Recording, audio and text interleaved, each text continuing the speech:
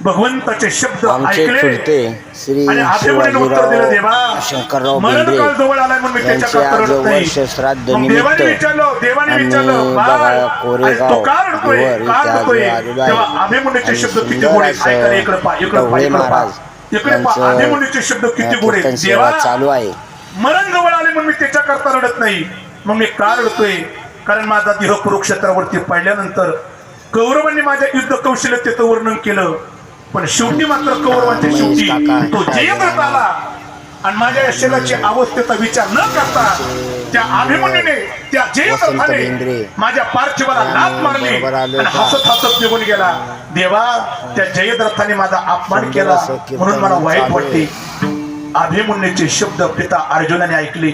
जवळचा गांडूळ धनुष्य घेतला. बाळ, ज्या जयद्रथाने तुझ्या पार्थिवाला लाथ मारली आणि मरण समयाला तुझा अपमान केला, तुझ्या अपमानाचा बदला घेण्याकरता मी उद्या सूर्यास्ताच्या अगोदर त्या जयद्रथाचा वध करीन. पिता अर्जुनाचे शब्द अभिमन्यूने थांबवले. पिताश्री, अपमान त्याने तुमचा नाही, अपमान माझा केलेला आहे आणि त्या अपमानाचा बदला घेण्याची भूमिका माझ्या अंतःकरणात आहे. अभिमन्यूचे शब्द देवाने ऐकले. माझ्या पंढरपूरच्या मालकाने हातात सुदर्शन चक्र घेतलं. बाळ, मी तुझा नात्याने मामा आहे, पण ही त्रिभुवनाची सत्ता माझ्या हातात आहे, काळ माझ्या हातात आहे. या अंतिम समयाला बदला घेण्याकरता हा तुझा मामा तुझ्याकरता शेवटच्या समयाला काय करीन. पंढरपूरच्या मालकाचे शब्द अभिमन्यूने ऐकले आणि अभिमन्यूने पंढरपूरच्या मालकाकडे पाहिलं, सांगितलं, देवा, या अपमानाचा बदला घेण्याकरता काय करावंशी वाटत असेल तर एक करा.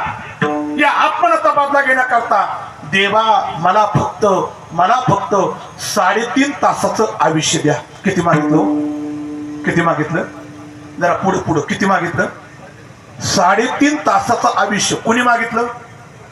कुणाकडे मागितलं? ऐका, अभिमन्यूचा वशिला किती मोठा आहे. पंढरपूरचा मालक ज्याचा मामा आहे, काय वशिला बारा काय का? हा, अरे कोण अभिमन्यू आहे?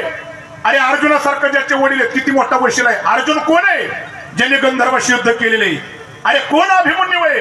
अरे पांडवांच्या कुळातला अभिमन्यू आहे. मग मला उत्तर द्या, ज्या अभिमन्यूचा माझ्या पंढरपूरच्या मालकाकडे वशिला होता आणि वशिलाच्या माध्यमातून फक्त 3.5 तासाचं आयुष्य मागितलं आणि माझ्या पंढरपूरच्या मालकाची मानच झोपली खाली. अभिमन्यूने देवाला विचारलं, देवा, कंठामध्ये प्राण आलाय, मरण जवळ आहे, यम पुढे उभा आहे, द्याना बदला घेण्याकरता 3.5 तासाचा आयुष्य देवा, द्याना.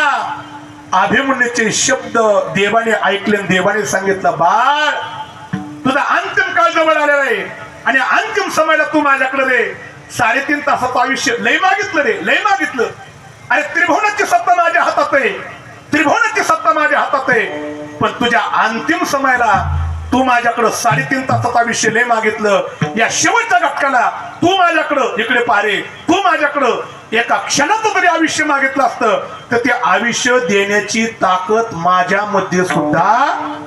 अरे ज्याच्याकडे पंढरपूरच्या मालकाचा वशिला आहे, वशिला कामाला आला नाही. जरा माझ्याकडे पहा, इकडे पहा. आपला वशिला येईन का कामाला? आपला वशिला मरण समयाला कामाला येणार नाही का?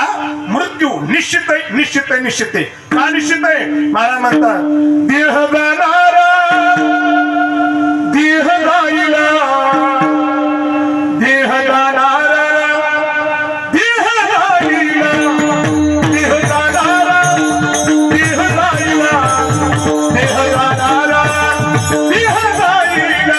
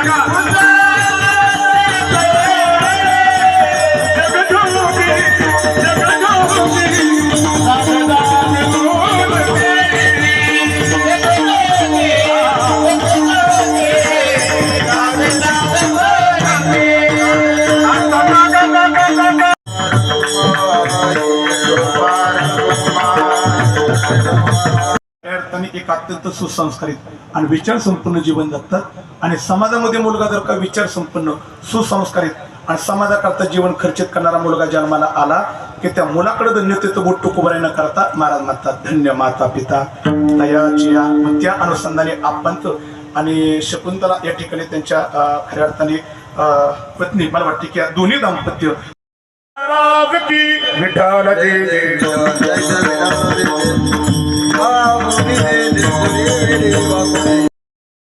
त्यांना संपूर्ण पोशाख देऊन सन्मानित करण्यात येत आहे. आपल्या या ठिकाणी श्रीफळ देऊन सन्मान होत आहे.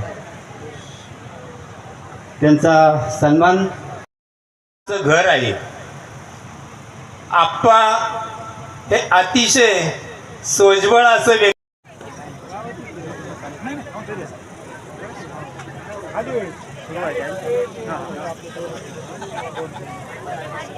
माझा फोटो आला पाहिजे.